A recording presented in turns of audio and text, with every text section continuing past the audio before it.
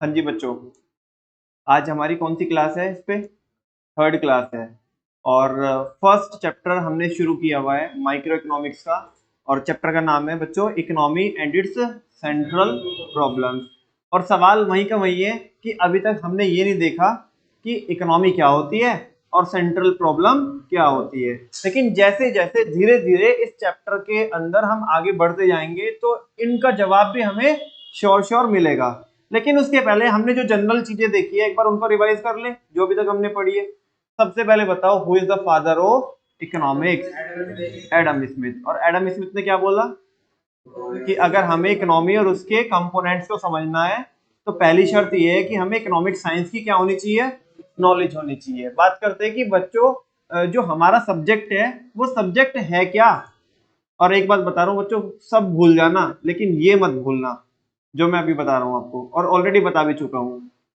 अगर कोई आपसे ये बोले ना कि बस ये बता दे यार इकोनॉमिक्स क्या है, और अगर तुम नहीं बता पाए ना तो यार जागती हो जाएगी। क्यों? क्योंकि जो सब्जेक्ट हम पढ़ रहे हैं और अगर वो सब्जेक्ट हम नहीं बता पाए ना कि वो सब्जेक्ट है क्या, तो फिर पूरा पढ़ने का भी कोई फायदा नहीं है। और मैंने आपको दोनों ही सब्जेक्ट के बारे में बताया कि बिजनेस स्टडीज क्या बताता है, इकोनॉमिक्स क्या बताता है, और इकोनॉमिक्स क्या है और बिजनेस क्या है। ठीक है ना। बात करते हैं फिलहाल किसकी? इकोनॉमिक्स की। इकोनॉमिक्स जो वर्ड है वो कौन सी लैंग्वेज से आता है? ग्रीक लैंग्वेज से। थोड़ा तेज बोलो, कौन सी लैंग्वेज से आता है? और वो ग्रीक लैंग्वेज में जो वर्ड है वो कौन सा वर्ड है? वेरी गुड, ओकोनोमिया। क्या है? ओकोनोमिया कितने शब्दों से मिलकर के बना है? दो। पहला, दूसरा। ओको का मतलब, नोमिया का मतलब, तो it means economics is the management of house hold with limited fund. बिल्कुल, ये बात हमने 2 दिनों तक डिस्कस की है। बात करते हैं अगर हाउस होल्ड की, तो हाउस होल्ड कौन होता है? जिसके बारे में हम क्या कर रहे हैं? स्टडी कर रहे हैं। क्या कर रहे हैं? ये देखो सारा ये जो लिखा हुआ है वो हमने यहाँ पे से मतलब रिवाइज कर रहे हैं, ये यहाँ पे लिखा हुआ है। अच्छा, ये फिर एक बार बताओ, हम क्या अपनी सारी चाहते पूरी कर सकते हैं क्या? नहीं, बिकॉज रिसोर्सेज कैसे होते हैं? लिमिटेड। लेकिन हमारी वांट्स क्या होती है?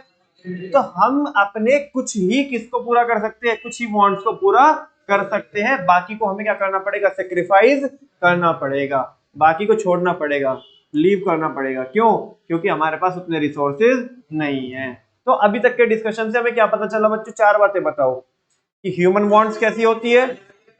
अनलिमिटेड। रिसोर्सेज कैसे होते हैं? हर एक रिसोर्स के क्या होते हैं? मल्टीपल यूज होते हैं। और हर एक इंसान की जो प्रायोरिटीज होती है वो अलग अलग होती है। फिर बच्चों हमने लास्ट में किसके बारे में पढ़ा? स्कार्सिटी के बारे में पढ़ा। स्कार्सिटी क्या होती है इकोनॉमिक्स में? हाँ, ये कमी होती है। इसको कैसे एक्सप्लेन करेंगे? It is a situation when demand for goods exceeds from its supply even at a zero price. जब किसी चीज का जो जब किसी चीज की जो डिमांड होती है वो बढ़ जाती है उसकी किससे? सप्लाई से, चाहे भले ही उसका प्राइस क्या हो। तो हम क्या बोलेंगे कि उसकी क्या होती है? स्कैर्सिटी होती है। मैं आपको समझा नहीं रहा हूँ, ये मैं रिवाइज करा रहा हूँ, समझा मैं ऑलरेडी चुका हूँ आपको 2 दिन में पिछले। नेक्स्ट टॉपिक है बच्चों नेचर ऑफ इकोनॉमिक्स। इकोनॉमिक्स का नेचर सारे बच्चे बताओ कितने टाइप का होता है? 2। First one is and the second one is, first one is and the second one is. अच्छा, ये टर्म जो माइक्रो और मैक्रो है सबसे पहले किसने यूज की? प्रोफेसर रेजिनाल्ड फिश ने। कब में की? 1933 में। और ये जो दोनों ब्रांचेस होती है इकोनॉमिक्स की, माइक्रो और मैक्रो, ये आपस में इंटरकनेक्टेड होती है और इंटरडिपेंडेंट होती है। यानी कि एक दूसरे का इनमें आपस में संबंध है और ये एक दूसरे छपरी मेरे पास कैसे देख रहा है शक की निगाहों से। हाँ, तो ये आपस में एक दूसरे से क्या होती है? कनेक्टेड होती है और एक दूसरे के ऊपर क्या होती है? डिपेंडेंट होती है। यानी कि माइक्रो किसके ऊपर डिपेंड करती है? मैक्रो के ऊपर। और मैक्रो किसके ऊपर डिपेंड करती है? माइक्रो के ऊपर। बिल्कुल सही बात है। और फिर कल हमने देखा बच्चों माइक्रो इकोनॉमिक्स के बारे में। माइक्रो इकोनॉमिक्स में सबसे पहले हम देखते हैं कि जो टर्म है माइक्रो इकोनॉमिक्स, ये कौन सी लैंग्वेज से आता है वर्ड? ग्रीक लैंग्वेज से अल्टीमेटली। और उसका वो वर्ड कौन होता है ग्रीक लैंग्वेज में? माइक्रोज। माइक्रोज का मतलब क्या होता है? और फिर प्रोफेसर बाउल्डिंग ने बताया। किसने बताया बच्चों? मजे मजे में अभी तक ना हमने कितने इकोनॉमिस्ट के नाम देख लिए? इसमें 3। Very good. पहला एडम स्मिथ, दूसरा प्रोफेसर रेजिनर फ्रिश, और तीसरा प्रोफेसर बाउल्डिंग। प्रोफेसर बाउल्डिंग ने बोला, आधे बच्चे बोल रहे बावला है ये, बावला नहीं है, प्रोफेसर बाउल्डिंग है। कौन है? बाउल्डिंग। तो प्रोफेसर बाउल्डिंग बोलता है कि माइक्रो इकोनॉमिक्स किसकी स्टडी है? पर्टिकुलर फार्म की, किसकी स्टडी है? पर्टिकुलर हाउस होल्ड की, यानी कि किसी इंडिविजुअल इंसान के जिसके बारे में मैं स्टडी कर रहा हूँ, या इंडिविजुअल प्राइस की स्टडी जब हम करते हैं, या इंडिविजुअल वेजेस की स्टडी हम करते हैं। कल हमने वेजेस और सैलरीज का डिफरेंस भी देखा था। अच्छा, इंडिविजुअल इनकम की हम स्टडी करते हैं, इंडिविजुअल इंडस्ट्री की वो करते हैं, हम स्टडी करते हैं। इंडस्ट्री क्या होती है? Industry is the collection of firms. Industry is the collection of multiple firms producing similar products. ये देखा था ना, जब हम एक इंडस्ट्री की क्या कर रहे हैं, स्टडी कर रहे हैं, तो वो किसके अंदर ही करेंगे? हम माइक्रो के अंदर करेंगे। हाँ बोलो। या हम किसी पर्टिकुलर कमोडिटी की बात कर रहे हैं, यानी कि गुड्स और सर्विसेज की बात कर रहे हैं। माइक्रो इकोनॉमिक्स का दूसरा नाम बोलो बच्चों जल्दी से, प्राइसिंग थियरी। क्यों बोलते हैं प्राइसिंग थियरी से? क्योंकि इसमें हम क्या फाइंड आउट करते हैं? प्राइस फाइंड आउट करते हैं। क्या फाइंड आउट करते हैं? अरे कल निकाल के दिखाया था ना प्राइस, और इसमें पहले फैक्टर प्राइसिंग भी दिखाया था। क्या दिखाया था? फैक्टर प्राइसिंग के बाद क्या आता है? ओवरऑल प्राइस आता है। उसमें जब हम क्या करते हैं, क्या एड ऑन करते हैं? अपना प्रॉफिट एड ऑन करते हैं, एबनॉर्मल वाला। ठीक है। अच्छा, माइक्रो इकोनॉमिक्स के अंदर हम क्या क्या पढ़ते हैं? ये रहा, प्रोडक्ट की प्राइसिंग पढ़ते हैं, जो मैंने ये वाला एग्जांपल कल करके दिखाया था ना आपको। ये मैंने प्रोडक्ट का प्राइस तो निकाल के दिखाया था यहाँ पे। अच्छा, फिर इधर आ जाओ वापस से, कंज्यूमर का बिहेवियर पढ़ते हैं हम। क्या पढ़ते हैं? कि कंज्यूमर का बिहेवियर कैसा होता है। हर एक इंसान चाहता है कि मेरी जेब से कम जाए और उसकी दुकान में से मैं सब कुछ लेके आ जाऊं। ठीक है ना? उसके हाथ में से कोई प्रोडक्ट छीनने के लिए तैयार है, और अपना जो नोट दे रहा है वो भी छीनने के लिए तैयार है। वो सोच रहा है ये भी ले लूं और ये भी ले लूं। एज अ कंज्यूमर हर एक का यही तो रहता है ना, कि भाई जो उसका है वो तो मेरा हो जाए, और जो मेरा है वो तो मेरा था ही। ठीक है ना? ये भी ना जाए और वो भी आ जाए। हाँ बोलो ना, ये भी ना जाए और वो भी आ जाए। नेक्स्ट है बच्चों फैक्टर प्राइसिंग। किसके बारे में पढ़ते हैं हम? फैक्टर प्राइसिंग के बारे में पढ़ते हैं। और जल्दी से बताओ मेरे को, कितने फैक्टर होते हैं? फैक्टर ऑफ प्रोडक्शन कितने होते हैं? 4 होते हैं। कितने होते हैं? पहला land, labour, capital, entrepreneur. Land को क्या जाता है? लेबर को, कैपिटल पे इंटरेस्ट, और एंटरप्रेन्योर को क्या चाहिए? प्रॉफिट चाहिए। और ये जो चारों चीजें होती है, ये क्या होती है? फैक्टर पेमेंट होती है। क्या होती है? ये होल्ड पे रखिए सवाल अपना, ठीक है ना? अभी हम एक टॉपिक पढ़ेंगे आगे चल करके, अपॉर्चुनिटी कॉस्ट। हालांकि कल मैंने एक इंडिकेशन दिया था आपको कि लैंड हमारी खुद की भी हो सकती है, और हम किस पे भी ले सकते हैं? रेंट पे भी ले सकते हैं। तो तूने वही वाला क्वेश्चन टच किया है ना, कि अगर हमने लैंड किस पे लिए? किराए पे लिए, तो बात जमती है कि रेंट देंगे हम। लेकिन अगर लैंड हमारी खुद की है तो फिर कैसे करेंगे? ये तो सवाल है ना। अभी मैं एक टॉपिक पढ़ाऊंगा आगे चल करके, कौन सा? क्या बोला मैंने? Opportunity cost. इसका जवाब देखो वहां पे मिलेगा। ठीक है ना? दिमाग सही चल रहा है बिल्कुल, कि हाँ अगर ये मेरा ऐसे ही, ये जो सवाल तुमने पूछा ना, ये सवाल एक और बनेगा। अगर मैंने कैपिटल बैंक से लिए, कल मेरे शब्द थे अगर आपने सुने हो, मैंने क्या बोला था कि कैपिटल हम अपनी भी लगा सकते हैं और बैंक से लोन भी लेकर के लगा सकते हैं। अगर बैंक से हमने लोन लिया तो इंटरेस्ट जाएगा, लेकिन सवाल तो ये भी है ना, उसी के बेसिस पे अगर हमने कैपिटल अपनी लगाई तो फिर क्या होगा? इंटरेस्ट तो फिर देना नहीं पड़ेगा, क्योंकि हमने पैसा तो अपना लगाया है। इसी का जवाब भी आपको कहां पे मिलेगा? अपॉर्चुनिटी कॉस्ट वाले टॉपिक में मिलेगा। ठीक है, आगे चले अभी। चलो नेक्स्ट है बच्चों, हमें क्या पढ़ना है? इकोनॉमिक कंडीशंस पढ़नी है of a section of the people. जब हम देखो समाज में कौन कौन से सेक्शंस होते हैं बताना सोसाइटी के अंदर, कल बताया था ना मैंने। रिच भी होते हैं, पुअर भी होते हैं, मिडिल क्लास होते हैं, upper middle class, lower middle class, millionaires, billionaires. अगर मैं इनमें से कोई भी एक सेक्शन की स्टडी कर रहा हूँ, एक सेक्शन की स्टडी कर रहा हूँ, तो माइक्रो के अंदर करूंगा, मैक्रो के अंदर? माइक्रो के अंदर। और लास्ट है स्टडी ऑफ फर्म। अगर मैं किसकी स्टडी कर रहा हूँ? फर्म की स्टडी कर रहा हूँ, तो ये भी किसके अंदर आएगा? माइक्रो के अंदर आएगा। अभी तक 2 क्लास में हमने ये पढ़ा है, 2 के इनफैक्ट 3 क्लास में। ठीक है, चलो इंडस्ट्री एक बार देखना। पढ़ तो हम अभी रहे हैं, पढ़ा तो मैंने कल ही दिया था ये आपको। क्या है एक बार देखना क्या लिखा हुआ है? Industry is a group of firms, या कलेक्शन भी बोल सकते हैं ग्रुप की जगह, whose product have the same, same भी हो सकते हैं और सिमिलर भी हो सकते हैं। तो दोनों ही कवर कर लिया हमने। अगर कोई सेम बना रहा होगा, भाई मान लिया जैसे ऐसा भी तो होता है कि लेट सपोज आप एक शोरूम पे गए, ठीक है, और आप स्पार्क्स की सैंडल लेके आए, और उसमें कोई एक पर्टिकुलर आर्टिकल नंबर था। वो आर्टिकल नंबर जरूरी है उसी के यहीं पे मिलेगा? वो किसी और के यहाँ पे भी तो मिल सकता है ना। हाँ बोलो। तो प्रोडक्ट सेम भी हो सकता है और सिमिलर भी हो सकता है। ठीक है ना? तो जो क्या बना रहे हैं, सेम प्रोडक्ट बना रहे हैं या सिमिलर प्रोडक्ट बना रहे हैं, और जिनके फीचर्स कैसे है, जैसे such that they compete for the same buyer. और वो जो फर्म्स है ना, वो आपस में क्या कर रही है, एक दूसरे के मतलब एक ही बायर के लिए आपस में एक दूसरे से क्या कर रही है, कॉम्पीट कर रही है। नहीं समझ में आया? क्या समझ में आया मेरे को बताओ। इंडस्ट्री, वेरी गुड, बोलो। ग्रुप होता है किसका, फर्म का, जो या तो एक ही जैसा प्रोडक्ट बना रहे हैं या सिमिलर प्रोडक्ट बना रहे हैं, ठीक है ना। और वो सेम ही बायर के लिए क्या कर रहे हैं, कॉम्पीट कर रहे हैं। मतलब वो बायर तो एक ही है ना, उसी बायर, हर उस बायर को चाहता है बंदा कि ये मेरे पास आ जाए, दूसरा बंदा चाहता है मेरे पास आ जाए, उसी के लिए हम कॉम्पीट कर रहे हैं। या तो वो इसके पास आएगा या तो वो इसके पास आएगा, ऐसे हर एक बायर की बात है, ठीक है। किसी को कोई डाउट, कुछ पूछना है, कोई शक? नहीं ना। अभी पढ़ते हैं हम, आज की जो क्लास है प्रॉपर चालू करते हैं, क्योंकि अभी तक तो हम रिवीजन ही कर रहे थे। अभी है मैक्रो इकोनॉमिक्स क्या होती है बच्चों। पहले भी बात करी हमने इस चीज की कि माइक्रो में जो सेकंड अल्फाबेट है वो क्या होता है, आई फॉर इंडिविजुअल। वहां पे इंडिविजुअल यूनिट की स्टडी करते हैं हम।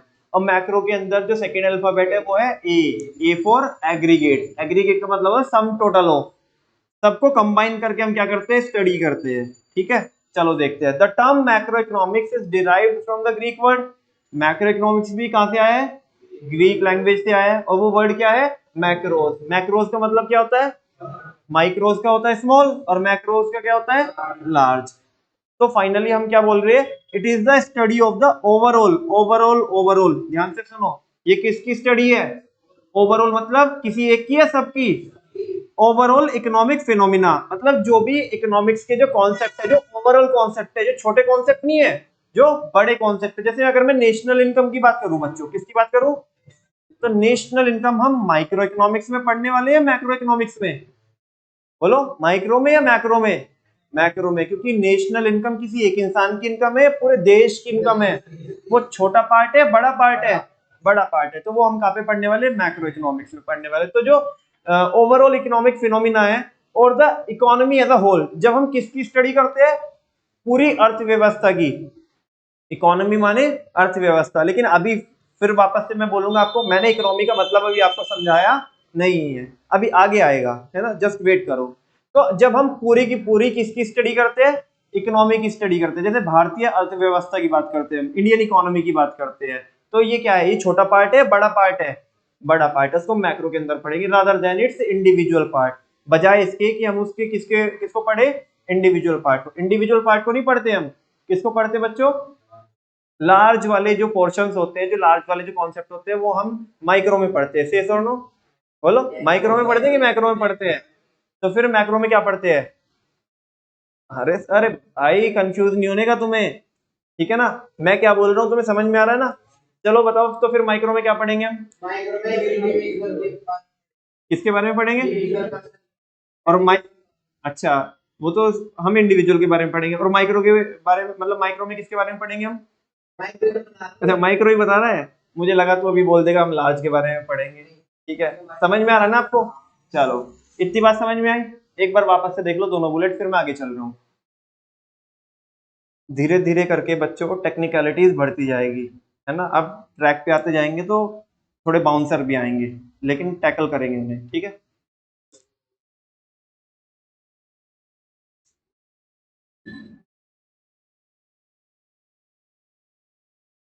बिल्कुल पूछो भाई साहब।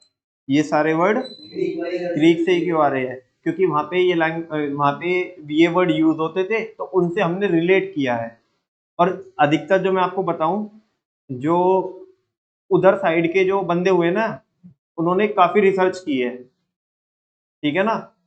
उनका जो कॉन्ट्रीब्यू उधर के जो लोग है ना, उनका कंट्रीब्यूशन है, जो ग्रीक साइड के जो लोग है ना, उनका बड़ा कंट्रीब्यूशन है इकोनॉमिक्स के अंदर। तो वो अपनी लैंग्वेज से ही निकाले ना उन्होंने वर्ड, तो दैट्स वाई।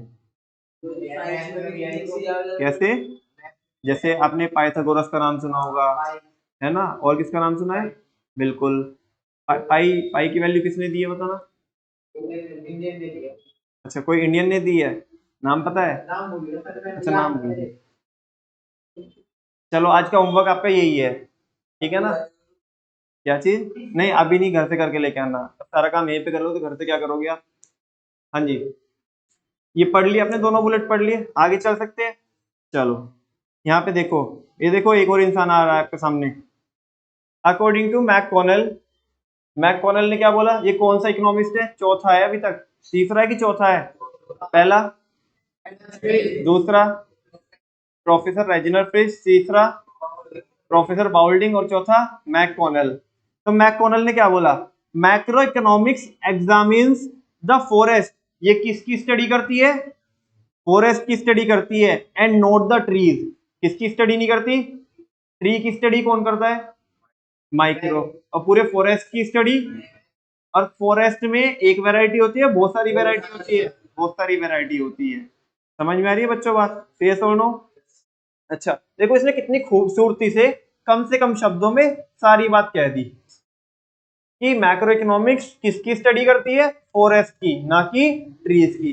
बात की बात कह दी कम से कम शब्दों में, और सबको स्ट्राइक भी करी कि हाँ भाई बात तो सही कह रहा है, क्योंकि मैक्रो इकोनॉमिक्स छोटी यूनिट की बात करती है, बड़ी यूनिट की बात करती है, बोलो ना, बड़ी यूनिट की बात करती है, और बड़ी यूनिट ट्री है या फॉरेस्ट है, फॉरेस्ट है। ठीक है आगे, thus इट एनालाइजेज, यानी कि मैक्रो इकोनॉमिक्स क्या करती है, एनालाइज करती है। एनालाइज का मतलब समझते हो आप, एनालाइज मतलब किसी चीज को समझना। मैक्रो इकोनॉमिक्स के अंदर हम एनालाइज करते हैं और डेवलप करते हैं, क्या करते हैं, डेवलप करते हैं। पहले चीजों को समझते हैं और फिर क्या करते हैं, डेवलप करते हैं, क्या, रिलेशनशिप, ये रिश्ता क्या कहलाता है, ठीक है ना, कौन सा, कि मैक्रो इकोनॉमिक्स में हम क्या करते हैं, पहले एनालाइज करते हैं चीजों को और फिर डेवलप करते हैं, क्या, रिश्ता, किसके बीच में, बिटवीन लार्ज एग्रीगेट। मैं बताता हूं आपको, अब ध्यान से सुनना बच्चों। अगर पूरे देश के अंदर प्रोडक्शन बढ़ेगा, क्या बढ़ेगा, अभी हम उसमें पढ़ गए ना, बिजनेस में प्रोडक्शन क्या होता है ना, और मैन्युफैक्चरर कौन होता है, प्रोड्यूसर कौन होता है। अगर पूरे देश के अंदर प्रोडक्शन बढ़ेगा, इंक्रीज होएगा, तो मैं आपसे पूछना चाहता हूं कि देश के अंदर एम्प्लॉयमेंट, एम्प्लॉयमेंट समझते हो आप, यानी कि जॉब्स जो क्रिएट होगी वो कम क्रिएट होगी, ज्यादा क्रिएट होगी, ज्यादा क्रिएट होगी, सारे बच्चों को पता है, क्योंकि जितनी ज्यादा फैक्ट्री लगेगी उतनी ज्यादा उनके अंदर क्या क्रिएट होएगी, जॉब क्रिएट होएगी, यानी कि एम्प्लॉयमेंट अपॉर्चुनिटीज क्रिएट होएगी। तो ये दो एग्रीगेट है, एक तो है नेशनल प्रोडक्शन, एक कॉन्सेप्ट तो क्या है, नेशनल प्रोडक्शन, एक है एम्प्लॉयमेंट लेवल, क्या है, और ये पूरे देश के लेवल पे हम बात कर रहे हैं। तो आप मुझे बताओ, क्या नेशनल प्रोडक्शन में और एम्प्लॉयमेंट लेवल में क्या आपस में कुछ कनेक्शन है, हाँ, दोनों के बीच में बच्चों पॉजिटिव रिलेशन है। कैसा रिलेशन है, पॉजिटिव रिलेशन का मतलब है अगर एक चीज बढ़ेगी तो दूसरी चीज भी बढ़ेगी, और अगर एक चीज घटेगी तो दूसरी चीज भी घटेगी। आप मुझे बताओ, यहाँ पे आपने यही तो बताया कि अगर देश के अंदर प्रोडक्शन बढ़ेगा तो क्या भी बढ़ेगा, एम्प्लॉयमेंट लेवल भी बढ़ेगा, और अगर प्रोडक्शन घटेगा एम्प्लॉयमेंट भी घटेगा। हाँ बोलो, पक्की बात। अच्छा, अब दो कॉन्सेप्ट और होते हैं, मैंने ये तो आपको एग्जांपल दिया किसका, पॉजिटिव रिलेशन वाली चीजों का एग्जांपल दिया, कि मैक्रो इकोनॉमिक्स के अंदर हम एनालाइज करते हैं, पहले पहले हमने एनालाइज किया, फिर डेवलप किया एक रिलेशनशिप, किसके बीच में, लार्ज एग्रीगेट्स के बीच में, यानी कि लार्ज एग्रीगेट्स का मतलब है लार्ज कॉन्सेप्ट्स के बीच में। जैसे कि मैंने एक एग्जांपल कौन सा दिया, जल्दी से बोलो, हाँ, एक तो नेशनल प्रोडक्शन, एक तो नेशनल प्रोडक्शन और दूसरा एम्प्लॉयमेंट लेवल। एक बात हुई, इनके बीच में पॉजिटिव रिलेशन है, नेगेटिव रिलेशन है। एक नेगेटिव वाला एग्जांपल ले लूं बच्चों, दो चीजें होती है, एक तो होती है नेशनल सेविंग, क्या होती है, एक होएगी इन्वेस्टमेंट, यानी कि वो नेशनल लेवल पे बात कर रहे हैं, सेविंग एंड इन्वेस्टमेंट, और पूरे देश के लेवल पे बात कर रहा हूं मैं, ठीक है ना, क्योंकि मैक्रो इकोनॉमिक्स की स्टडी में हम बड़ी चीज जो बड़ी यूनिट्स होती है उनकी स्टडी करते हैं। अब देखो सेविंग का मतलब क्या होता है, कि पैसा बचा के रख लेना, और इन्वेस्टमेंट का मतलब क्या होता है, जो पैसा बचाया है उसको कहीं प्रोडक्टिव यूज में लगाना।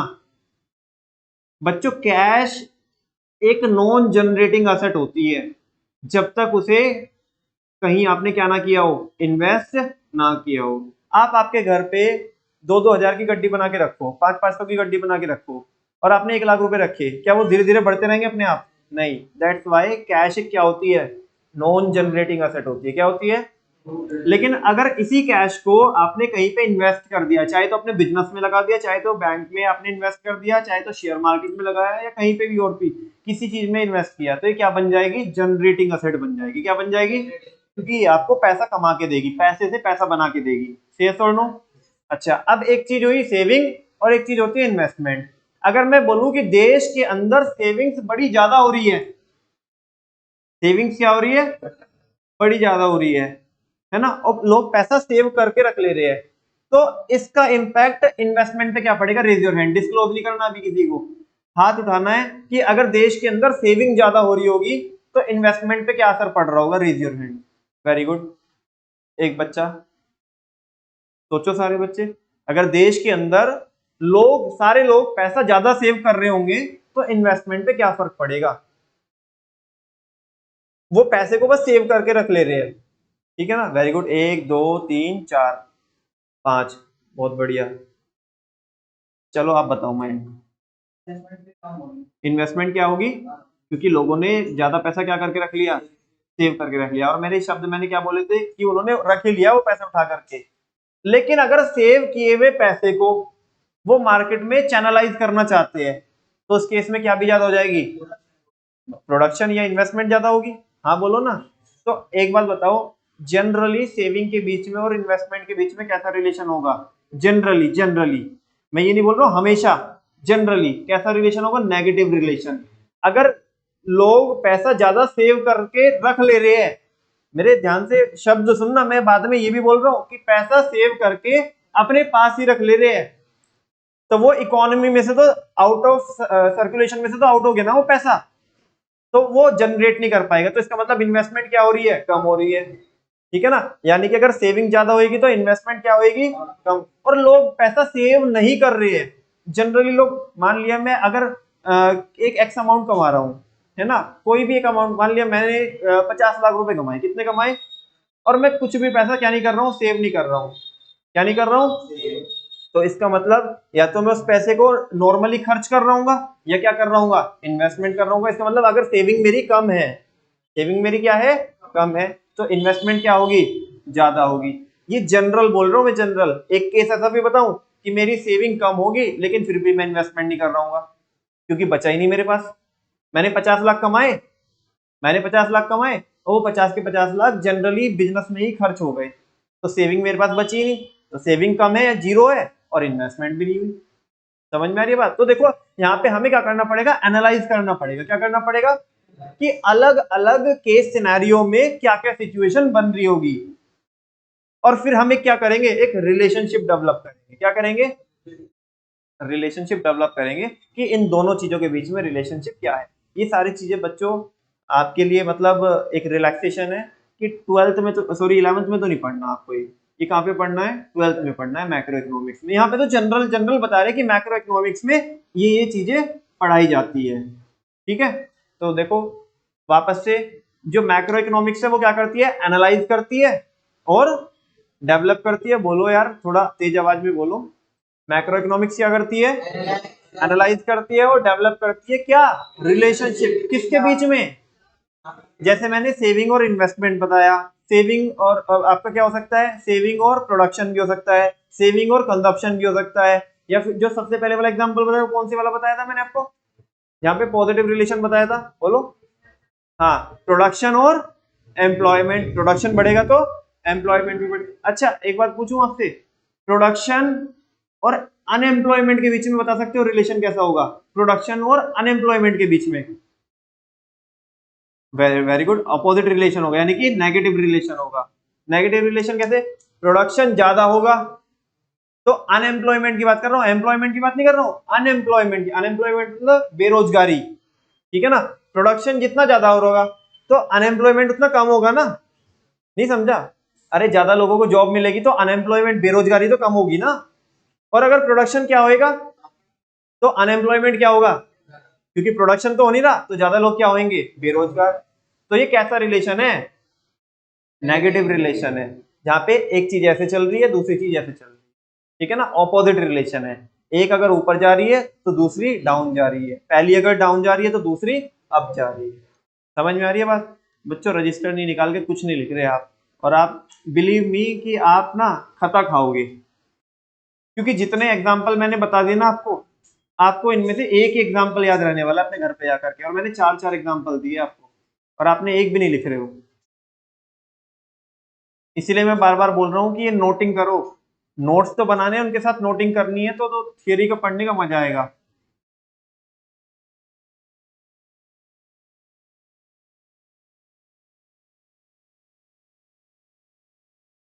अभी तो मैं 1 मिनट का टाइम दे रहा हूँ, तुम लिख लो जो भी मैंने बताया, लेकिन अब बिल्कुल अलर्ट रहा करो, जो भी मैं बता रहा हूँ तो साथ के साथ सुनना भी है आपको, बॉडी के सारे पार्ट काम करने चाहिए, माइंड भी वर्क कर रहा हो, आपका पेन भी चल रहा हो, ठीक है ना, आप बराबर से समझ भी रहे हो, सुन भी रहे हो, सारे काम कर रहे हैं आप, लिख भी रहे हो, सारे काम होने चाहिए।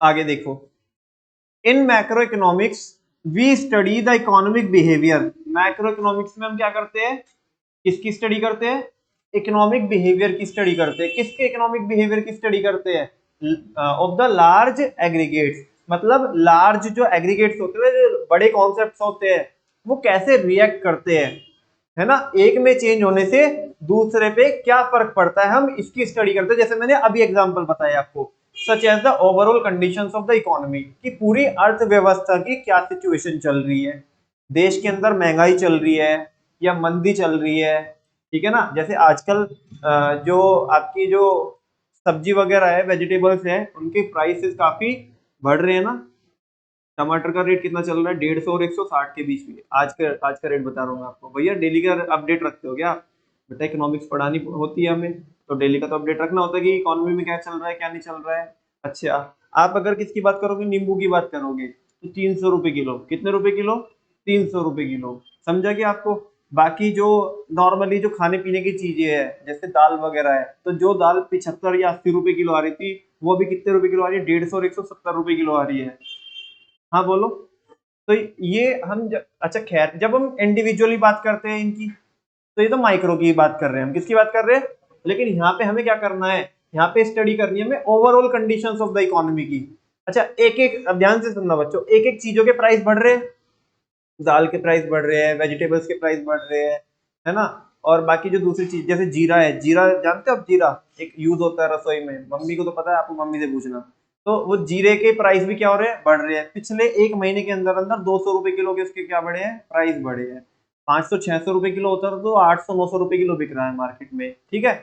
जब मैं एक एक की बात कर रहा हूं, तो यानी कि इसकी इनकी स्टडी हम कहाँ पे करेंगे, माइक्रो इकोनॉमिक्स में। लेकिन इन ओवरऑल सारी चीजों को मिला करके अल्टीमेटली आप कंक्लूजन क्या दोगे, कि भाई चीजों के रेट बढ़ रहे हैं घट रहे हैं, देश के अंदर चीजों के रेट बढ़ रहे हैं घट रहे हैं, बढ़ रहे हैं। और जब बढ़ रहे हैं तो इसका मतलब क्या हुआ, कि हम पूरे देश की बात कर रहे हैं, किसकी बात कर रहे हैं, और ये चीज की स्टडी हम कहाँ कर रहे हैं, माइक्रो में या मैक्रो में। वही तो लिखा है यहाँ पे कि हम स्टडी करेंगे overall conditions of the economy, की ओवरऑल इकोनॉमी के अंदर क्या कंडीशन चल रही है, सच एज टोटल प्रोडक्शन, जैसे देश के अंदर टोटल प्रोडक्शन कितना हो रहा है, ज्यादा हो रहा है या कम हो रहा है। टोटल कंजप्शन, कि लोग कितना कंज्यूम कर रहे हैं, टोटल कंजप्शन कितना हो रहा है। आगे टोटल सेविंग, देश के अंदर लोग टोटल कितना पैसा सेव कर रहे हैं, ये टोटल इन्वेस्टमेंट। जब हम इन सब की बात करते हैं, तो ये हम करते हैं, बोलो, मैक्रो इकोनॉमिक्स के अंदर, किसके अंदर। अच्छा, macro economics is also known as the income and employment theory. उसका नाम क्या था, वेरी गुड, प्राइसिंग थियरी क्या था, और इसका क्या है, इनकम एंड एम्प्लॉयमेंट थ्योरी, क्योंकि हम यहाँ पे ना जब पूरे देश की बात करते हैं ना तो पूरे देश की इनकम की बात करते हैं। किसकी बात करते हैं? पूरे देश में कितना रोजगार मिल रहा है, एम्प्लॉयमेंट कितना जनरेट हो रहा है, उसकी बात करते हैं। तो that's why macro economics is also known as income and employment theory, क्योंकि यहाँ पे हम प्राइस नहीं निकालते, यहाँ पे हम इनकम निकालते हैं। क्या निकालते हैं? और ये देखते हैं कि देश के अंदर लोगों को रोजगार मिल रहा है या नहीं मिल रहा है। तो इसीलिए इसका दूसरा नाम है इनकम एंड एम्प्लॉयमेंट थ्योरी। ठीक है। फाइनली इट इंक्लूड्स, अब देखो इसमें भी वही चीजें लिखी हुई है जैसे वहां पे लिखा था ना कि माइक्रो इकोनॉमिक्स से हम अंदर किसकी स्टडी करते हैं, हम ऐसे यहाँ पे लिखा है कि मैक्रो इकोनॉमिक्स के अंदर हम किन चीजों की स्टडी करते हैं। और मजे की बात ये है कि ये जो लिखे हुए हैं ना, ये जो पॉइंटर्स लिखे हुए हैं, ये मैक्रो इकोनॉमिक्स के चैप्टर्स के नाम लिखे हुए हैं जो बच्चे 12th में पढ़ते हैं। जैसे कि पहला क्या लिखा है, नेशनल इनकम एंड आउटपुट। अगर हम पूरे देश की इनकम की बात कर रहे हैं, पूरे देश में कितना आउटपुट जनरेट हो रहा है यानी कि प्रोडक्शन हो रहा है, तो इसकी स्टडी हम कहाँ पे करेंगे? मैक्रो के अंदर, इसमें तो कोई डाउट नहीं है।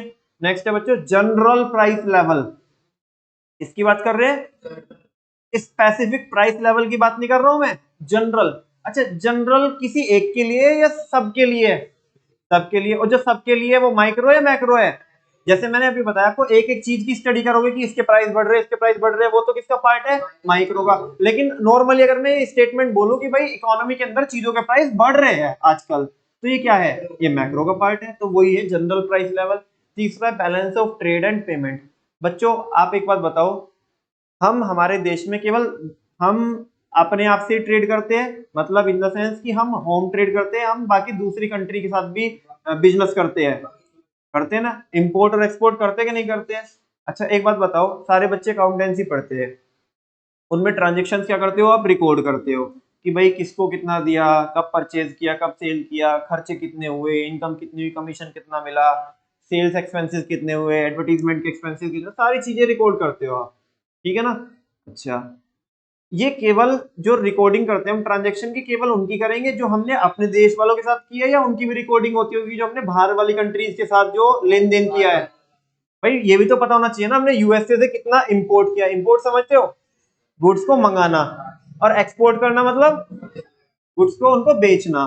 ठीक है ना? तो इसका भी तो हमें क्या रखना पड़ेगा, हिसाब किताब रखना पड़ेगा कि भाई कितना हमने बेचा है उनको और कितना उनसे खरीदा है। और जिस अकाउंट में ये रिकॉर्ड हम मेंटेन करते हैं बच्चों, उसको बोलते हैं बैलेंस ऑफ ट्रेड अकाउंट। क्या बोलते हैं? एक चीज और होती है बैलेंस ऑफ पेमेंट। अब मैं वो डिफरेंस तो नहीं बताऊंगा आपको कि बैलेंस ऑफ पेमेंट क्या होता है, बैलेंस ऑफ ट्रेड क्या होता है। प्रॉपर 12th क्लास का एक चैप्टर है, वो मैं यहाँ पे आपको नहीं समझा सकता, ना समझ में आएगा आपको, उसके लिए 1 2 3 क्लास लगानी पड़ेगी। बस आपको सिंपली इतना समझना है यहाँ पे कि जिस खाते के अंदर, जिस अकाउंट के अंदर जो इंटरनेशनल ट्रांजेक्शन करते हैं, इकोनॉमिक ट्रांजेक्शन करते हैं, उनका जो रिकॉर्ड मेंटेन करते हैं वो इन खातों के अंदर करते हैं, तो बैलेंस ऑफ ट्रेड अकाउंट के अंदर या बैलेंस ऑफ पेमेंट अकाउंट के अंदर। अब बीओपी के अंदर, बीओपी बोले तो बैलेंस ऑफ पेमेंट और बीओटी बोले तो बैलेंस ऑफ ट्रेड। अब किसके अंदर क्या क्या ट्रांजेक्शन होती है, ये 12th क्लास का सिलेबस। ठीक है। Next, the external value of money. ये क्या है बच्चों? फॉरेन एक्सचेंज रेट का नाम सुना है? सुना है फॉरेन एक्सचेंज रेट? हाँ जी। जैसे कि आज अभी क्या है, आपने बताया था कि हमारे बिजनेस बाहर होते हैं, है ना? जहाँ पे आपके पापा बिजनेस करते हैं, क्या चलती है वहां पे, कौन सी करेंसी चलती है? रियाल। ईरान में करते हैं बिजनेस या कहाँ पे करते हैं? रियाल में भी होता है, या अगर इधर सऊदी की साइड करते होंगे तो वहां पे क्या चलते हैं? दिरहम वगैरह चलते हैं। सुना है, नाम सुना है? अभी देखो, जैसे चलो नॉर्मली मैं किसकी बात करता हूँ, यूएस डॉलर का तो सबने नाम सुना है। यूएसए में क्या चलते हैं? US dollar. क्या चलते हैं? US dollar. आज के दिन पे यूएस डॉलर का रेट, एक यूएस डॉलर अगर मेरे को लेना है तो मेरे को 82 रुपीज देने पड़ेंगे। कितने देने पड़ेंगे? 82 रुपीज। ये केवल मेरे को देने पड़ेंगे या अगर तुम भी परचेज करोगे तो तुम्हें भी इतने देने पड़ेंगे? ये मेरे लिए, तुम्हारे लिए, सबके लिए यही रेट है। पूरे भारत भर में यही रेट है ना सबके लिए। तो ये कोई स्पेसिफिक है, जनरल है? आप मुझे बताओ, और आज तो बताना ही पड़ेगा आपको कि ये माइक्रो का पार्ट है मैक्रो का पार्ट है? मैक्रो का पार्ट। किसका पार्ट है? क्योंकि ये मेरे लिए नहीं है, इस सब के लिए। कोई भी बंदा भारत में से अगर डॉलर खरीदेगा, इसका फॉरेन एक्सचेंज रेट बोलते हैं, जिस रेट पे एक करेंसी को दूसरी करेंसी से एक्सचेंज किया जाता है, इसको बोलते हैं फॉरेन एक्सचेंज रेट। 12th का ही वो है, मतलब एक प्रॉपर चैप्टर है, आजकल मैं यही पढ़ा रहा हूँ 12th क्लास में। ठीक है। फिलहाल आप मेरे को बताओ, the external value of money, यानी कि जो मनी है, हमारी जो मनी है उसकी एक्सटर्नल वैल्यू, मतलब दूसरी करेंसी की टर्म्स में उसकी कितनी वैल्यू है? तो ये भी किसका पार्ट है, मैक्रो का पार्ट है, यानी कि फॉरेन एक्सचेंज रेट की बात कर रहा है तो मैक्रो का पार्ट है। नेक्स्ट है सेविंग एंड इन्वेस्टमेंट। कौन सी सेविंग और इन्वेस्टमेंट की बात कर रहा है, इंडिविजुअल सेविंग और इंडिविजुअल इन्वेस्टमेंट की बात नहीं कर रहा है, टोटल सेविंग और टोटल इन्वेस्टमेंट की बात कर रहा है। नमन भैया यहाँ पे तो लिखा हुआ ही नहीं है कि टोटल सेविंग और टोटल इन्वेस्टमेंट, तो हमें कैसे पता पड़ेगा बच्चों का, नहीं लिखा है ना, तो इसका मतलब ही क्या है, टोटल। अगर ये इंडिविजुअल होती ना तो ये आपको लिख के देता कि ये इंडिविजुअल सेविंग है या इंडिविजुअल इन्वेस्टमेंट है, तब तो ये किसका पार्ट बन जाता, लेकिन अभी लिखा तो है नहीं, तो हम क्या ही मानेंगे इसे, मैक्रो का पार्ट मानेंगे। ऐसे मानेंगे कि टोटल सेविंग और टोटल इन्वेस्टमेंट की बात कर रहा है। नेक्स्ट है बच्चों एम्प्लॉयमेंट एंड इकोनॉमिक ग्रोथ। देश के अंदर एम्प्लॉयमेंट की जब हम बात करते हैं, है ना, कि लोगों को कितना रोजगार मिल रहा है, या देश की तरक्की की बात करते हैं, इकोनॉमिक ग्रोथ की बात करते हैं, तो ये सब भी किसका पार्ट है, मैक्रो इकोनॉमिक्स का पार्ट है। कोई शक, पक्की बात। एक बार क्या लिखा हुआ है यहाँ पे पढ़ लो, आराम से डाइजेस्ट कर लो इसे, कुछ डाउट हो तो मेरे को अभी पूछो, और तुम अपना डाउट होल्ड करके रखना जब तक क्या ना आ जाए, अपॉर्चुनिटी कॉस्ट ना आ जाए।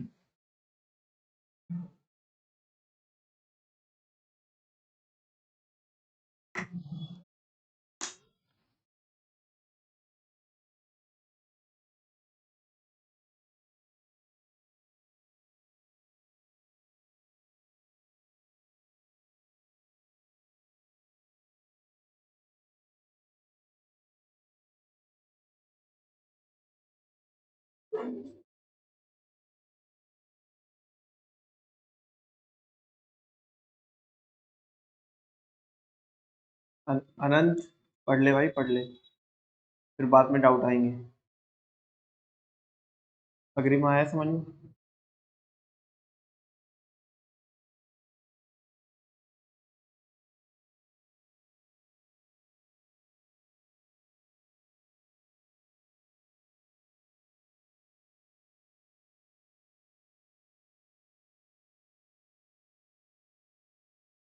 सुचित आ गया समझ में, कृष्णा पीछे भाई, लक्ष्य है, लक्ष्य उधर, मयंक आया समझ में, पक्की बात है, झूठ मूठ में, अरे भैया बोलना तो पड़ रहा है बस, आगे समझ में।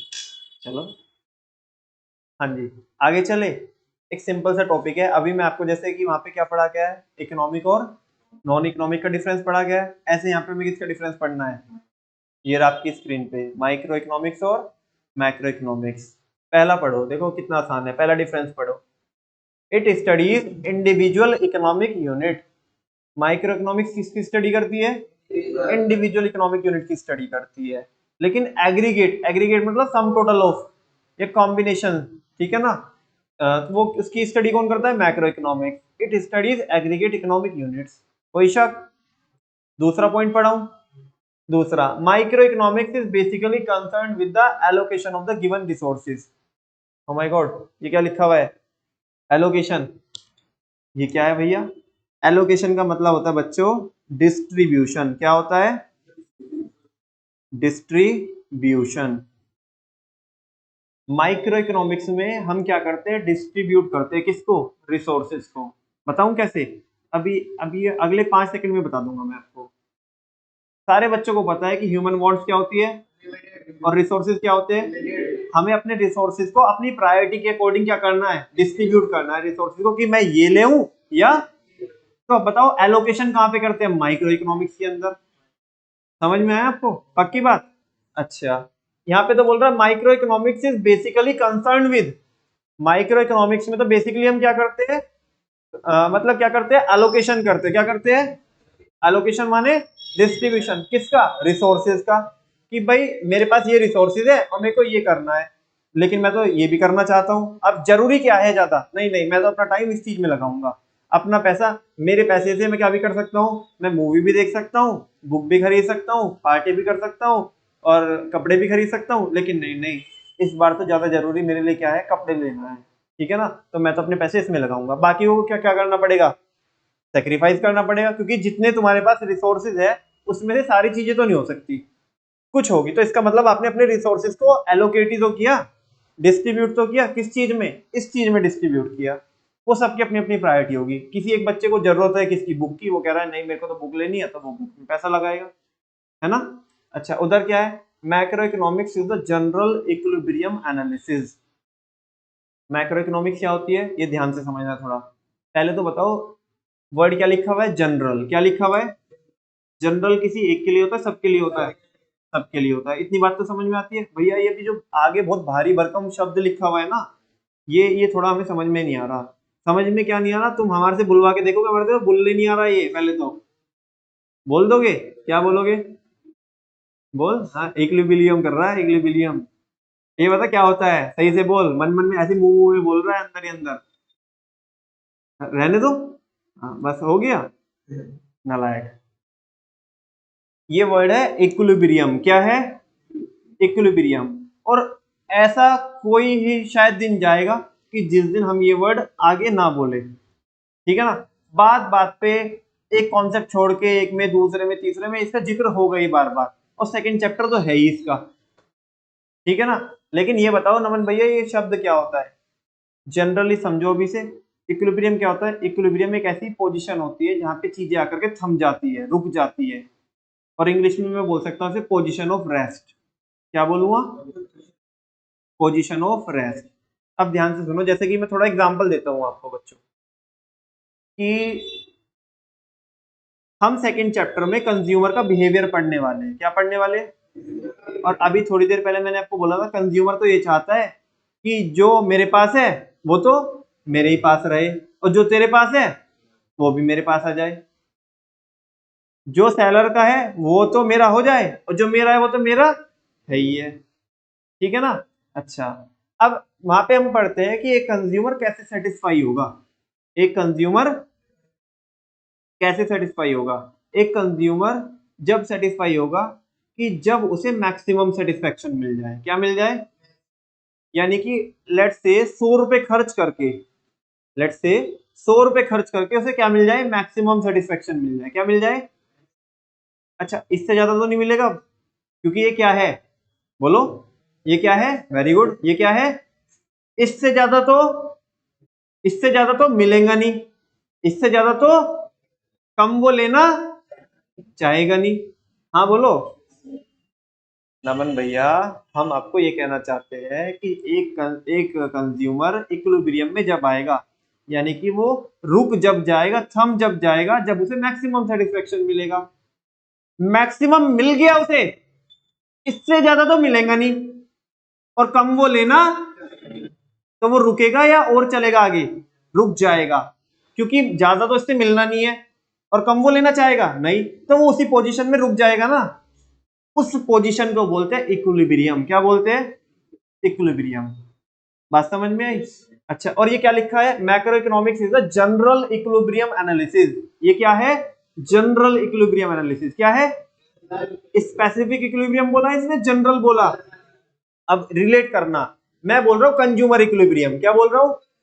तो मैं एक कंज्यूमर की बात कर रहा हूं, तो ये तो हम कहां पे पढ़ने वाले हैं? माइक्रो में। अगर मैं बोल रहा हूं जनरल इक्विलिब्रियम एनालिसिस, तो ये किस में पढ़ने वाले हैं? मैं, क्योंकि जनरल मेरे लिए नहीं है ना, सबके लिए है। सबके लिए इक्विलिब्रियम क्या है, तो वो मैक्रो का पार्ट है। वापस से, माइक्रो इकोनॉमिक्स किसकी स्टडी करती है? इंडिविजुअल यूनिट की स्टडी करती है। माइक्रो इकोनॉमिक्स किसकी स्टडी करती है? किसकी बोलो?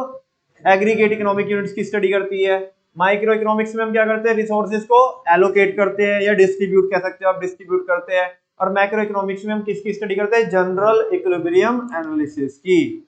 यस और नो? थर्ड पॉइंट देखो, the study of microeconomics assumes that macro variables remains constant।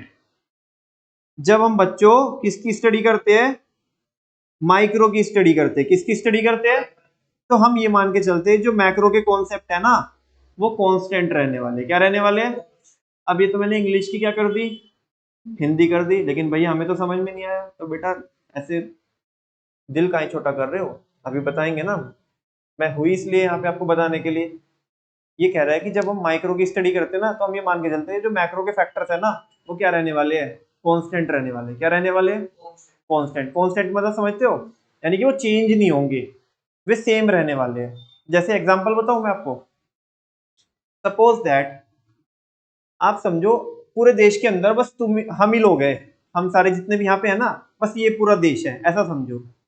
मैं आया और मैंने एक पेपर पे अपनी इनकम लिखी, फिर मैंने अग्रिमा से पूछा, कृष्णा से पूछा, सुचित से पूछा, मसूद से और मयंक से, अनंत से, श्रेष्ठ से, लक्ष्य से, सम्यक से और सक्षम से। सबके नाम याद हो गए मेरे को, ठीक है। हाँ जी, तो मैंने सबसे तुम्हारी इनकम पूछी, वो बात अलग है कि तुम बताओगे नहीं, ठीक है, क्योंकि सवाल ही मैंने ऐसे पूछा। लेकिन फिर भी आपने उल्टी सीधी जैसे भी बताई, कम ज्यादा करके, ज्यादा तो बताओगे नहीं, कम ही बताओगे, ठीक है। तो आपने इसमें लिख दिया कि जी हम इतनी इनकम कमाते हैं, हम मतलब हमारी फैमिली इतनी इनकम कमाती है, ठीक है। मैंने उनका सम टोटल लगाया, और मैं ये कह रहा हूँ, लेट सपोज ये पूरा देश है, मैं कह रहा हूँ कि और वो जो टोटल करके नंबर आया, वो आया नंबर 60 लाख रुपए। कितना आया? 60 लाख रुपए, ठीक है ना। और हमने ये बोला कि भाई देश की इनकम कितनी है? 60 लाख है। क्या है? 60 लाख है, ठीक है। अब एक चीज देखो, अब मैं ना इंडिविजुअल की स्टडी कर रहा हूँ। किसकी स्टडी कर रहा हूँ? मान लिया मैं अग्रिमा की फैमिली के बारे में स्टडी कर रहा हूँ, या कृष्णा की फैमिली के बारे में स्टडी कर रहा हूँ। ऐसे सारे बच्चों की इंडिविजुअली क्या कर रहा हूँ, उनकी अलग अलग फैमिली की स्टडी कर रहा हूँ। समझ में आ रही है बच्चों बात? लेकिन मेरे को बीच में पता चला कि देश की इनकम चेंज हो गई। क्या हो गई? देश की इनकम क्या हो गई? चेंज हो गई। अच्छा एक बात बताओ मेरे को, जब देश की इनकम चेंज हुई होगी तो देश किससे मिलकर के बना है? हम सब से। किससे मिलकर के बना है? तो जरूर जरूर पक्का पक्का क्या हुआ होगा, हमारी इनकम चेंज हुई होगी। यानी कि हम में से किसी एक की, किसी दो की, या मे बी पॉसिबल है कि सबकी इनकम चेंज हुई होगी। हाँ बोलो ना। अब मान लिया मैंने अग्रिमा की फैमिली की स्टडी कर ली कि उनकी इनकम कितनी है, और देश की इनकम क्या हो गई? बताओ ना, देश की इनकम क्या हो गई? चेंज हो गई, मुझे पता चला। लेकिन मैं बोला यार देश की इनकम चेंज हो गई, अब तो मेरे को वापस से क्या करनी पड़ेगी? स्टडी करनी पड़ेगी। क्या करनी पड़ेगी? आप मुझे बताओ, एक जन्म तो छोड़ो, अगले 7 जन्म तक मैं स्टडी नहीं करने वाला हूँ पूरी। क्यों नहीं करने वाला हूँ? क्योंकि चेंज तो होते रहेंगे ना लगातार। तो अगर मेरे को माइक्रो की स्टडी करनी है बच्चों, तो मेरे को क्या मानना पड़ेगा कि मैक्रो के जो वेरिएबल्स है ना, जो मैक्रो के जो कॉन्सेप्ट है, वो क्या रहेंगे? कांस्टेंट रहेंगे। जब तो मैं क्या कर सकता हूँ? स्टडी कर सकता हूँ। नहीं समझ में आया बच्चों? आगे समझ में? एक और एग्जांपल दूं? जरूरत है एक और एग्जांपल की? चलो बच्चों, आपको सारे बच्चों को पता है कि हमारे देश के अंदर सेंसस होती है। सेंसस समझते हो आप? जनगणना। मतलब हर 10 साल में होती है, गिन के जाते हैं वो लोग। मतलब सरकार कुछ लोगों को भेजती है, जो सरकार उन्हें सैलरी देती है, और वो हमारे घर पे आकर के पूरा रजिस्टर लेके आते हैं, और वो बुला लेते हैं, किसी एक को पकड़ लेते हैं हमारे घर में से, और बोलते हैं बताओ जी यहाँ पे कितनी फैमिली रहती है, कितने लोग हैं यहाँ पे, ठीक है ना, तुम्हारे कितने बच्चे हैं, ठीक है, वो सारी चीजें। अब ध्यान से सुनो बच्चों, देश की पॉपुलेशन किनसे मिलकर के बनेगी? इंडिविजुअल फैमिली से मिलकर के बनेगी। हाँ बोलो। अच्छा, अब हम पूछ के गए, अभी कृष्णा के घर से पूछ के गए, छोड़ो किसी और के घर से पूछ के गए, या चलो कृष्णा का एग्जांपल ले लो। ऐसा समझो कि कृष्णा की शादी हो रही है। क्या हो रही है? कृष्णा बुरा तो नहीं मानेगा? नहीं भैया कैसी बात कर रहे हो, ये तो मौज आ गई। बच्चे कह रहे हैं शादी हो गई। हाँ जी, तो कृष्णा की शादी हो रखी है, और अभी ना एक आंटी आई, वो आंटी पूछ के गई कि आपकी फैमिली में कितने लोग हैं। कृष्णा ने आज के हिसाब से तो बता दिया, आज के हिसाब से तो बता दिया, और जैसे ही वो आंटी गई, उसके बाद कृष्णा को एक बेबी गर्ल हुई। ठीक है ना? समझा क्या? हाँ बोलो। तो कृष्णा की फैमिली में एक मेंबर और एड ऑन हो गया। हाँ बोलो। अच्छा, अगर हम इस हिसाब को देखें, मतलब ये कैलकुलेशन को देखें, वो आंटी तो अभी कैलकुलेशन लेके चली गई, और वो माइक्रो की स्टडी करके अब वो मैक्रो की स्टडी करेंगे। क्या करेंगे? थोड़ा अलग एग्जांपल दे रहा हूं मैं, इस पे एग्जांपल दे रहा हूं। अब एक बात देखो कि यहाँ पे तो लिखा हुआ है कि अगर हम माइक्रो की स्टडी करते हैं तो मैक्रो वेरिएबल्स क्या मानेंगे? कांस्टेंट मानेंगे। उस पे मैं एग्जांपल दे चुका हूँ, ये जो एग्जांपल दे रहा हूँ वो उस पे बनेगा एग्जांपल। एक बार पढ़ लो उसे, वो क्या है? The study of macro economics assume that micro variables remain constant. जब हम किसकी स्टडी करते हैं? मैक्रो की स्टडी करते हैं। किसकी स्टडी करते हैं? तो हम क्या मान के चलेंगे कि माइक्रो के वेरिएबल क्या रहने वाले हैं? कांस्टेंट रहने वाले हैं। अब हम मैक्रो की स्टडी कर रहे हैं, मतलब पूरे देश की, वो सारे आंटी सबका डेटा ले गई और देश की पॉपुलेशन निकल करके आ गई। लेकिन आप मुझे बताओ, उन्होंने पॉपुलेशन बताई, मान लिया 500 लोग। कितने बताए? एक्चुअल में 500 ही लोग होंगे। एक फैमिली मेंबर तो उनके यहाँ पे ऐड ऑन हो गए। किसी की फैमिली में से किसी का परमानेंट ट्रांसफर भी हो गया होगा, किसी का टिकट कट गया होगा। हाँ बोलो, हाँ बोलो ना। तो अच्छा, आप मेरे को ये बताओ कि पर्टिकुलरली वो जो हमने बोला कि 500 लोग हैं, तो क्या एक्चुअल में 500 लोग होंगे? तो जब हम मैक्रो की स्टडी कर रहे हैं, किसकी स्टडी कर रहे हैं, तो हमें क्या मानना पड़ेगा कि माइक्रो के वेरिएबल्स कांस्टेंट रहेंगे। और अगर ऐसा नहीं मानेंगे ना, तो जिंदगी में इस जन्म में तो छोड़ो, अगले 7 जन्म में भी क्या नहीं करने वाले हम? स्टडी नहीं पूरी होने वाली हमारी। और जब हम किसकी स्टडी करते हैं, माइक्रो की स्टडी करते हैं, तो हम क्या मान के चलते हैं, अगर हम इंडिविजुअल की स्टडी कर रहे हैं तो मैं ये मान के चलूंगा अगर मैक्रो में कुछ चेंज भी हो रहा है ना तो वो चेंज नहीं हो रहा, उसे कांस्टेंट मान लूंगा, वरना कभी भी स्टडी हम पूरी नहीं कर सकते। समझ में आई ना बात? कितने बच्चों को समझ में आई ये बात? Very good. लक्ष्य को कम आई समझ में, कम आई ना? हाँ बोल बेटा, क्या समझ में नहीं आया बस ये बताओ मेरे को। चलो मैं बता रहा हूँ वापस से, मैंने दो एग्जांपल दिए आपको। अगर हम इंडिविजुअल इंडिविजुअल लोगों की इनकम को क्या करते हैं, ऐड ऑन करते हैं। अगर हम क्या करते हैं, इंडिविजुअल की इनकम को ऐड ऑन करते हैं तो किसकी इनकम बनती है, देश की इनकम बनती है। और मैंने इंडिविजुअल की तो स्टडी कर ली, अभी कुछ लोगों की स्टडी कर ली, और फिर मैक्रो इनकम क्या हो गई, चेंज हो गई। तो मैक्रो इनकम जो चेंज हुई, पक्का पक्का इंडिविजुअल की स्टडी, वो इंडिविजुअल की इनकम क्या हुई होगी, चेंज हुई होगी। अगर मैं ये मान के चलूंगा कि मैक्रो के जो वेरिएबल्स हैं, जो मैक्रो के जो कॉन्सेप्ट है वो चेंज होते रहेंगे, तो मैं कभी भी स्टडी नहीं कर पाऊंगा किसकी, माइक्रो की। मेरे को क्या मानना पड़ेगा कि मैक्रो के वेरिएबल्स क्या रहने वाले हैं, कांस्टेंट रहने वाले, जब तो मैं क्या कर पाऊंगा, स्टडी कर पाऊंगा किसकी, माइक्रो की, अदरवाइज मैं स्टडी नहीं कर पाऊंगा।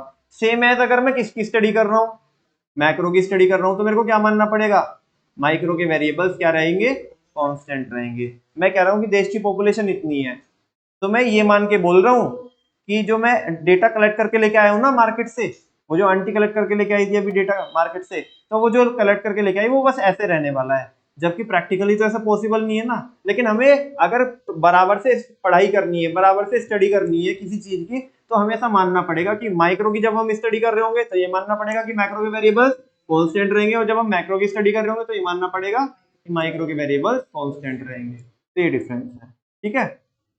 नेक्स्ट, ये तो सारे बच्चों को पता है, चौथा डिफरेंस तो सारे बच्चों को पता है, जल्दी से बताओ। माइक्रो इकोनॉमिक्स को क्या बोलते हैं, और उसको क्या बोलते हैं, इनकम एंड एम्प्लॉयमेंट थियरी।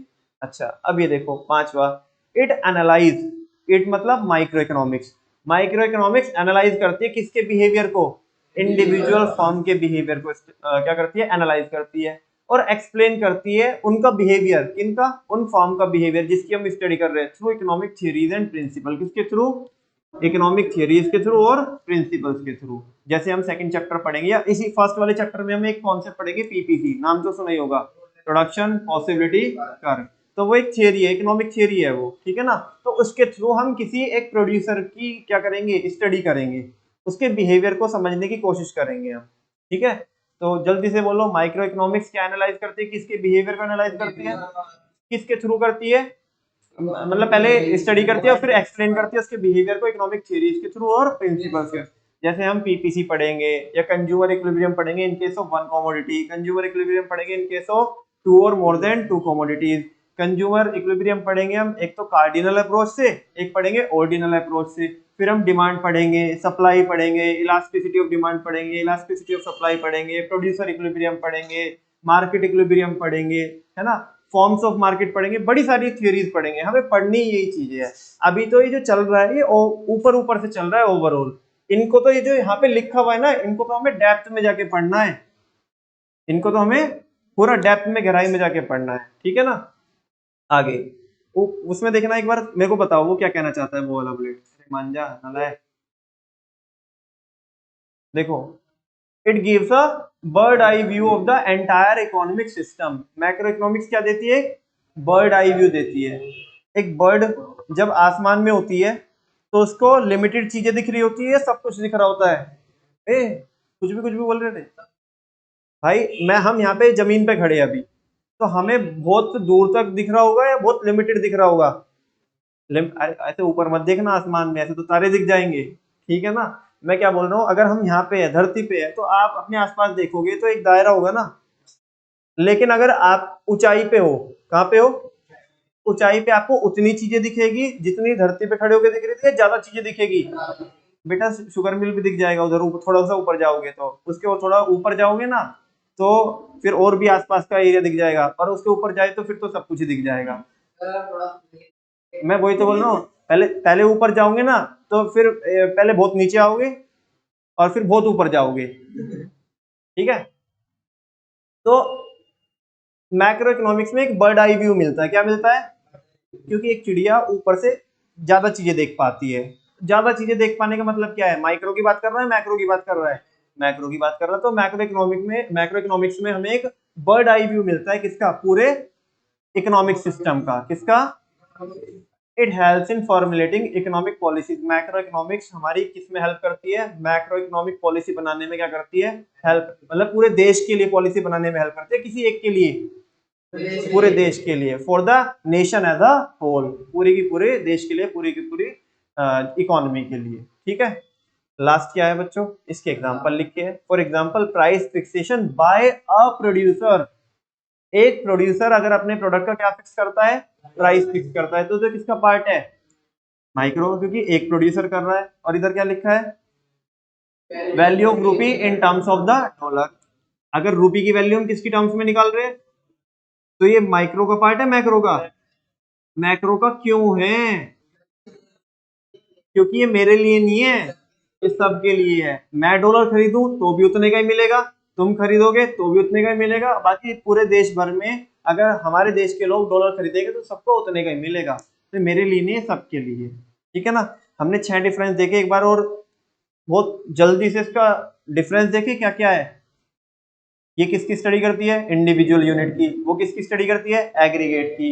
यहाँ पे हम रिसोर्सेज का एलोकेशन करते हैं, यहाँ पे हम जनरल इक्विलिब्रियम एनालिसिस के बारे में पढ़ते हैं। यहाँ पे जब हम माइक्रो की स्टडी करते हैं तो हम क्या मान के चलते हैं, मैक्रो के वेरिएबल कांस्टेंट है। जब हम मैक्रो की स्टडी करते हैं तो क्या मानते हैं, माइक्रो के वेरिएबल कांस्टेंट है। माइक्रो को क्या बोलते हैं, प्राइसिंग थियरी। मैक्रो को क्या बोलते हैं, इनकम एंड एम्प्लॉयमेंट थियरी। और ये क्या करती है, एनालाइज करती है बिहेवियर को, किसके, इंडिविजुअल फॉर्म के बिहेवियर को, और उसके बिहेवियर को एक्सप्लेन करती है इकोनॉमिक थ्योरीज के थ्रू और प्रिंसिपल्स के थ्रू। वो क्या देती है, बर्ड आई व्यू देती है। क्या देती है, बर्ड आई व्यू देती है पूरे के पूरे इकोनॉमिक सिस्टम का। और वहां पे हम पूरे देश के लिए पॉलिसीज क्या करते हैं, बनाते हैं, यहाँ पे किसी एक प्रोड्यूसर के लिए। Example, price fixation by a producer. एक प्रोड्यूसर प्राइस फिक्स करता है तो माइक्रो का पार्ट है। और अगर हम क्या निकालते हैं, वैल्यू ऑफ रूपी निकालते हैं, किसकी टर्म्स में, डॉलर के टर्म्स में, तो ये किसका एग्जांपल है, मैक्रो का example. Are you getting my point? Thank you very much बच्चों। आज की क्लास हम यहीं पे क्या करते हैं, रैप अप करते हैं। बोलो भारत माता की वंदे। आज के लिए इतना ही करेंगे। थैंक यू वेरी मच बच्चों।